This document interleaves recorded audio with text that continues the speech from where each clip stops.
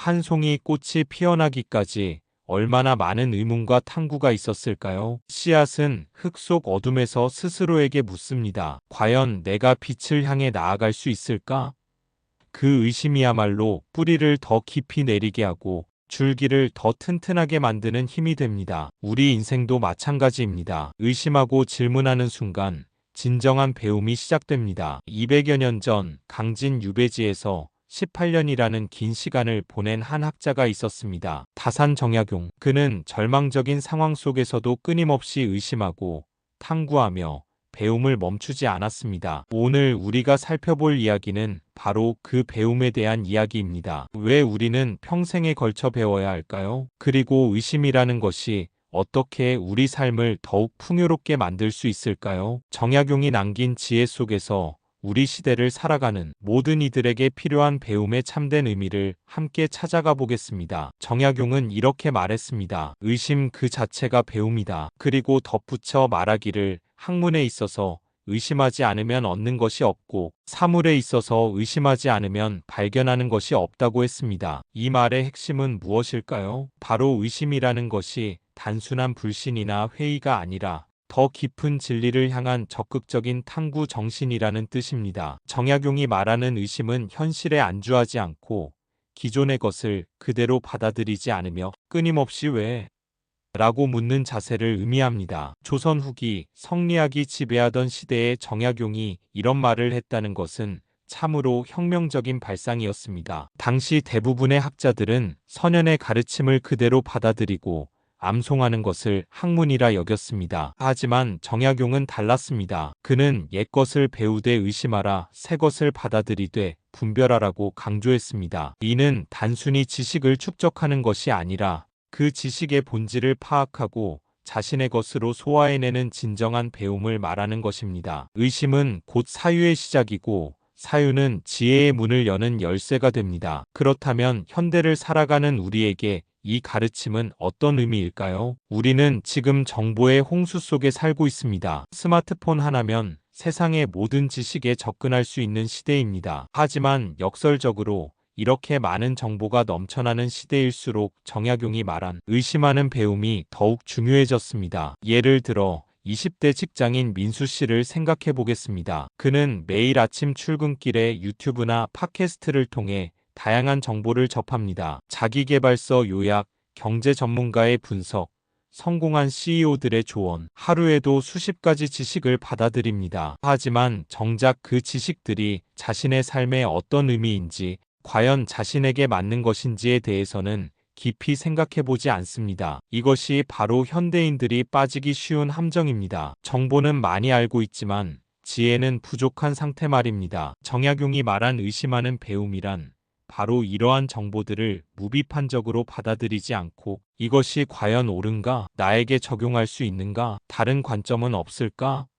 라고 끊임없이 질문하는 것입니다. 또 다른 예를 들어보겠습니다. 50대 주부인 영희 씨는 자녀들이 모두 독립한 후 뒤늦게 대학에 진학했습니다. 처음에는 젊은 학우들 사이에서 위축감을 느꼈지만 곧 자신만의 강점을 발견했습니다. 바로 인생 경험에서 우러나오는 의심하는 능력이었습니다. 교수가 이론을 설명할 때 그녀는 그런데 실제 현실에서는 어떨까? 라고 질문했고 이러한 질문들이 오히려 수업을 더욱 풍성하게 만들었습니다. 이처럼 의심하는 배움은 나이나 상황에 관계없이 우리 모두에게 필요한 자세입니다. 특히 급변하는 현대 사회에서는 더욱 그렇습니다. 어제의 상식이 오늘의 비상식이 되고 오늘의 진리가 내일의 오류가 될 수 있는 시대이기 때문입니다. 정약용의 지혜는 여기서 끝나지 않습니다. 그는 의심을 통한 배움이 개인의 성장뿐만 아니라 사회 전체의 발전으로 이어진다고 보았습니다. 한 사람 한 사람이 기존의 틀을 의심하고 새로운 가능성을 탐구할 때 그 사회는 진보할 수 있다는 것입니다. 그런데 잠깐, 우리는 정말 의심하며 배우고 있을까요? 아니면 그저 정보를 소비하고 있는 것일까요? 현대를 살펴보면 참으로 아이러니한 상황에 직면합니다. 인류 역사상 가장 많은 지식과 정보에 접근할 수 있는 시대임에도 불구하고 우리는 점점 더 깊이 생각하지 않게 되었습니다. 검색창에 궁금한 것을 입력하면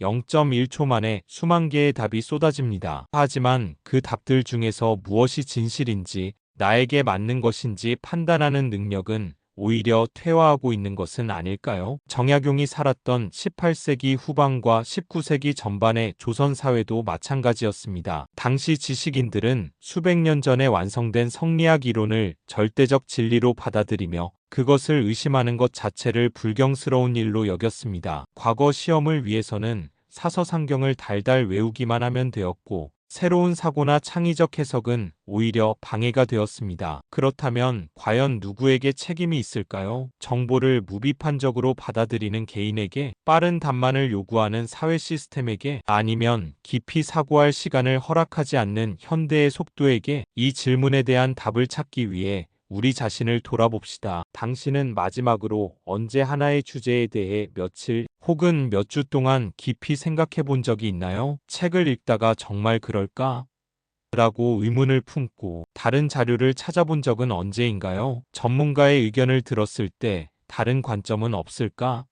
라고 궁금해한 적은 얼마나 될까요? 솔직히 말해서 대부분의 우리는 그렇지 못합니다. 아침에 일어나서 뉴스를 훑어보고, 출근길에 팟캐스트를 들으며, 점심시간에는 유튜브 영상을 시청하고, 저녁에는 넷플릭스를 봅니다. 끊임없이 정보를 받아들이지만 그 정보들에 대해 깊이 사색할 시간은 주지 않습니다. 특히 젊은 세대들을 보면 더욱 안타까운 현실이 보입니다. 지세대라고 불리는 이들은 태어날 때부터 디지털 환경에 노출되어 정보 처리 속도는 빠르지만 하나의 주제에 대해 오랫동안 집중하는 능력은 상대적으로 떨어진다고 합니다. 15초짜리 숏폼 영상에 익숙해진 이들에게 1시간 동안 하나의 주제에 대해 깊이 사고하라고 하는 것은 고문에 가까울 수도 있습니다. 하지만 과연 이것이 젊은 세대만의 문제일까요? 40대, 50대라고 다를까요? 오히려 기성세대는 더 큰 문제를 안고 있을지도 모릅니다. 자신들이 지금까지 쌓아온 경험과 지식에 대한 확신이 오히려 새로운 배움을 가로막는 장벽이 될 수 있기 때문입니다. 60대 김 부장님을 예로 들어보겠습니다. 그는 30년 넘게 한 분야에서 일해온 베테랑입니다. 후배들이 새로운 방식을 제안하면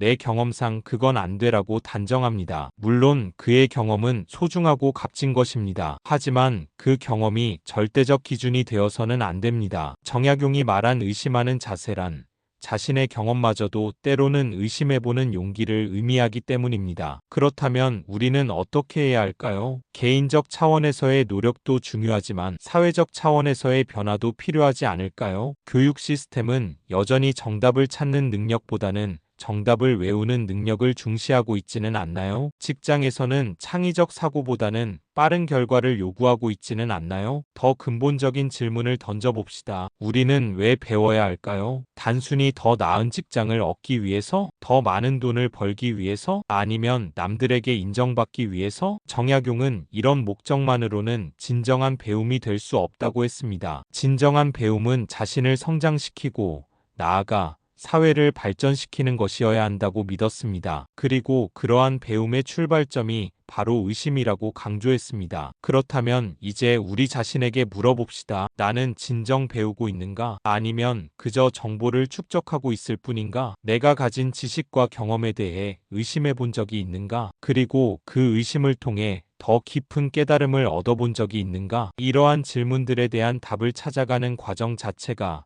바로 정약용이 말한 의심하는 배움의 시작입니다. 이론만으로는 가슴에 와 닿지 않습니다. 정약용의 지혜가 우리 삶 속에서 어떻게 빛을 발하는지 구체적인 이야기를 통해 살펴보겠습니다. 먼저 40대 중반의 이정수 씨 이야기부터 시작해 보겠습니다. 그는 20년간 대기업에서 회계 업무를 담당해 왔습니다. 매일 반복되는 업무에 익숙해져 있던 어느 날 회사에 새로운 회계 시스템이 도입되었습니다. 젊은 직원들은 금세 적응했지만 정수 씨는 기존 방식에 매여 있었습니다. 20년 동안 이렇게 해왔는데 왜 바꿔야 하지? 라는 생각이 먼저 들었습니다. 하지만 어느 날 우연히 읽은 정약용의 글에서 학문에 정해진 길이 없다는 구절을 보고 깊은 생각에 빠졌습니다. 그리고 스스로에게 질문했습니다. 내가 지금까지 해온 방식이 정말 최선일까? 이 의심이 그의 삶을 바꿨습니다. 새로운 시스템을 배우기 시작했고 젊은 동료들에게 도움을 요청하는 것을 부끄러워하지 않았습니다. 6개월 후 그는 오히려 새로운 시스템의 전문가가 되어 다른 팀원들을 가르치는 역할을 맡게 되었습니다. 이와는 대조적인 모습도 있습니다. 30대 초반의 박혜진 씨는 매일 새로운 정보에 목말라 했습니다. 자기계발서를 읽고 온라인 강의를 수강하고 세미나에 참석했습니다. 하지만 몇 년이 지나도 크게 달라진 것이 없었습니다. 왜일까요? 그녀는 정보는 많이 받아들였지만 그 정보들에 대해 의심하고 자신만의 것으로 소화하는 과정을 거치지 않았기 때문입니다. 어느 날 혜진 씨는 한 권의 책에서 읽은 성공하려면 새벽 5시에 일어나라는 조언을 그대로 따라했습니다. 하지만 자신이 원래 올빼미족이라는 사실을 무시했습니다. 3주 만에 포기했고 자신을 의지가 약한 사람이라고 자책했습니다. 만약 그녀가 정약용의 가르침대로 이 방법이 과연 나에게 맞을까? 라고 의심해 보았다면 어땠을까요? 자신의 생체 리듬과 생활 패턴을 고려해서 오후 시간을 활용하는 나만의 방법을 찾았을 것입니다. 또 다른 사례를 보겠습니다. 50대 후반의 김영호 선생님은 30년 넘게 중학교에서 수학을 가르쳤습니다. 그는 자신만의 교수법에 자신이 있었고 실제로 많은 학생들이 그의 수업을 좋아했습니다. 하지만 최근 들어 학생들의 반응이 예전만 못하다는 것을 느꼈습니다. 처음에는 요즘 아이들이 집중력이 떨어져서라고 생각했습니다. 하지만 어느 날 자신의 수업을 녹화해서 객관적으로 지켜보면서 의문이 들었습니다. 내 교수법이 정말 지금 시대 아이들에게도 효과적일까? 이 의심이 그를 변화시켰습니다. 게임 요소를 도입하고 스마트폰을 활용한 수업을 시도했습니다. 기존 방식의 장점은 유지하면서도 새로운 요소들을 접목한 것입니다. 결과는 놀라웠습니다. 학생들의 참여도가 높아졌고 수학에 대한 흥미도 되살아났습니다. 세대 간의 차이도 흥미로운 지점입니다. 70대인 최할머니와 20대인 손녀 지은 씨의 이야기를 들어보겠습니다. 할머니는 공부는 책으로 하는 것이라고 생각했고 손녀가 유튜브로 영어를 배운다고 하자 그런 게 공부냐며 못마땅해 했습니다. 하지만 손녀의 영어 실력이 눈에 띄게 향상되는 것을 보고 의문이 들었습니다. 혹시 내가 생각하는 공부 방법이 전부가 아닐까? 할머니는 용기를 내어 손녀에게 유튜브 사용법을 배웠습니다. 그리고 요리, 건강, 원예 등 자신이 관심 있는 분야의 영상들을 시청하기 시작했습니다. 놀랍게도 70대의 나이에도 새로운 것을 배우는 즐거움을 느꼈습니다. 반대로 손녀 지은 씨도 할머니의 손편지 쓰기를 배우면서 디지털과는 다른 깊이 있는 소통의 매력을 발견했습니다. 이런 작은 변화들이 모여서 큰 변화를 만들어냅니다. 한 회사의 팀장인 조민수 씨는 매주 팀 회의에서 이번 주에 여러분이 의심해 본 것이 있나요? 라는 질문을 던집니다. 처음에는 어색해했던 팀원들이 점차 자신의 업무 방식이나 회사의 관행에 대해 건설적인 의문을 제기하기 시작했습니다. 그 결과 팀의 업무 효율성이 크게 향상되었고 창의적인 아이디어들이 쏟아져 나왔습니다. 반면 어떤 사람들은 여전히 변화를 거부합니다. 한 동네 상점 사장님은 30년 동안 이렇게 장사해 왔는데 뭘 바꿔라며 온라인 주문이나 배달 서비스 도입을 거부했습니다. 코로나19로 인해 매출이 급감했을 때도 곧 원래대로 돌아갈 것이라며 현실을 외면했습니다. 결국 문을 닫을 수밖에 없었습니다. 이처럼 의심하는 배움은 개인의 성장뿐만 아니라 생존과도 직결되는 문제입니다. 급변하는 시대에 자신의 방식만을 고집하는 것은 때로 위험할 수 있습니다. 하지만 무조건적인 변화도 답이 아닙니다. 중요한 것은 정약용이 강조한 것처럼 기존의 것을 의심해보되 그 의심을 통해 더 나은 방향을 찾아가는 것입니다. 지금까지의 이야기들을 통해 우리가 얻을 수 있는 핵심 교훈은 무엇일까요? 정약용이 전하고자 했던 메시지의 본질을 정리해 보겠습니다. 첫째, 의심은 부정이 아니라 성장의 출발점입니다. 우리가 흔히 의심을 부정적인 것으로 생각하기 쉽지만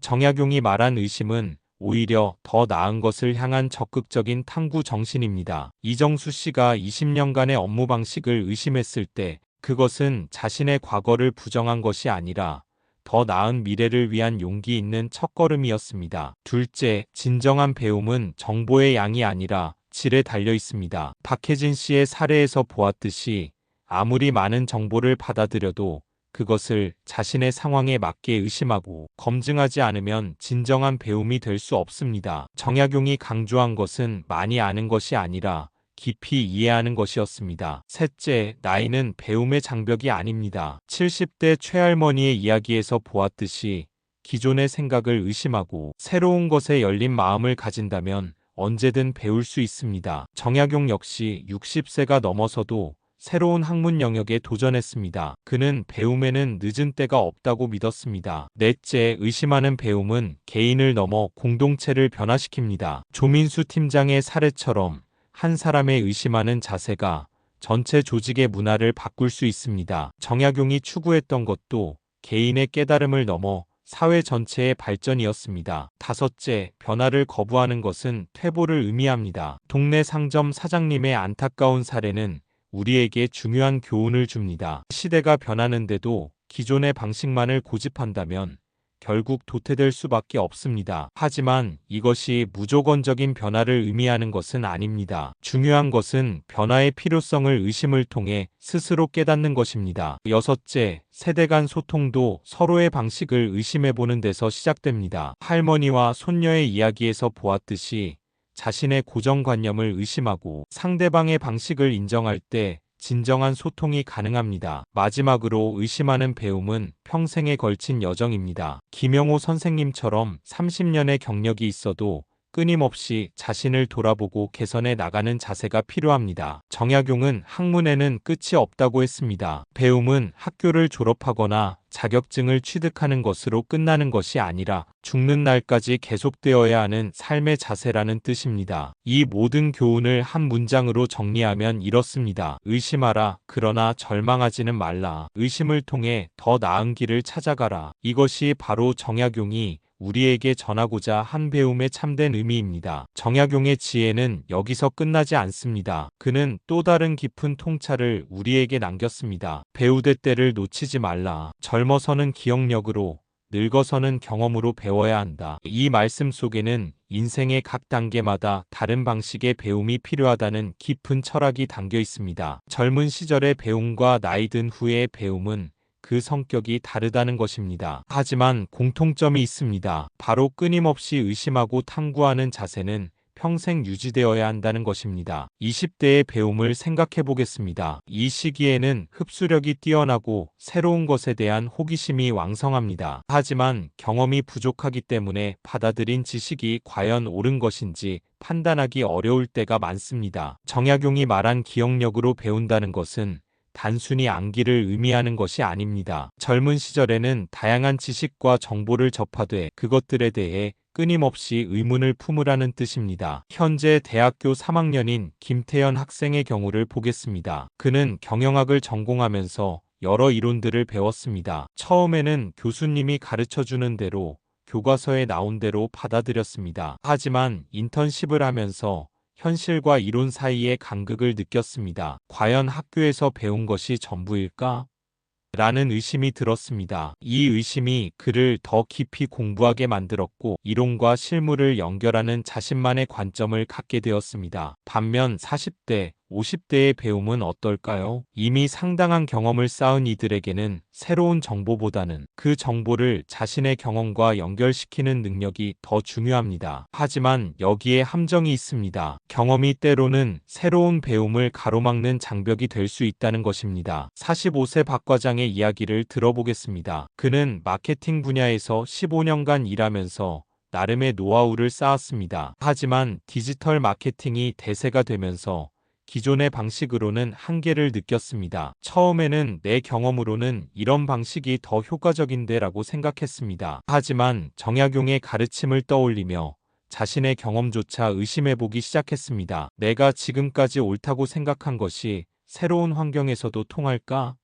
이런 의심을 통해 그는 기존 경험의 장점은 살리면서도 새로운 기술을 접목하는 창의적인 방법을 찾을 수 있었습니다. 정약용은 또한 이렇게 말했습니다. 옛것을 익히고 새것을 알면 스승이 될 수 있다. 이는 진정한 배움이란 과거와 현재를 연결하는 것이라는 뜻입니다. 과거의 지혜를 무시하지도 않고 새로운 것을 거부하지도 않는 균형 잡힌 자세가 필요합니다. 65세 이 선생님은 평생 한문학을 연구해 왔습니다. 젊은 연구자들이 디지털 기술을 활용한 새로운 연구 방법을 제시했을 때 처음에는 전통적인 방법이 더 깊이 있다고 생각했습니다. 하지만 혹시 내가 놓치고 있는 것이 있을까? 라는 의심을 통해 새로운 방법을 배우기 시작했습니다. 결과적으로 전통적 깊이와 현대적 효율성을 모두 갖춘 연구 방법을 개발할 수 있었습니다. 이처럼 정약용이 제시한 배움의 길은 나이나 상황에 관계없이 일관된 원칙을 가지고 있습니다. 바로 현재 자신이 가진 것에 안주하지 않고 끊임없이 의심하고 탐구하는 자세입니다. 젊을 때는 새로운 것에 대한 의심을, 나이 들어서는 익숙한 것에 대한 의심을 통해 계속 성장해 나가는 것입니다. 이제 우리의 여행이 끝에 다다랐습니다. 정약용이 200여 년 전 강진 유배지에서 깨달은 의심, 그 자체가 배움이다라는 지혜가 오늘 우리에게 어떤 의미인지 함께 되돌아보았습니다. 의심한다는 것은 현재에 안주하지 않겠다는 용기입니다. 배운다는 것은 어제의 나보다 더 나은 내일의 나를 만들어가는 과정입니다. 그리고 이 두 가지가 만날 때 우리는 진정한 성장을 경험할 수 있습니다. 정약용의 가르침은 단순합니다. 나이가 몇 살이든 어떤 상황에 있든 항상 정말 그럴까? 라고 물어보라는 것입니다. 내가 알고 있는 것이 전부가 아닐 수 있고 내가 해온 방식이 최선이 아닐 수도 있다는 겸손한 마음을 가지라는 것입니다. 오늘부터라도 시작해보면 어떨까요? 하루에 한 가지씩이라도 의심해보는 것 말입니다. 내가 습관적으로 하는 일, 당연하다고 생각하는 것, 다른 사람의 말을 그대로 받아들이는 것들에 대해 한 번쯤은 과연 그럴까?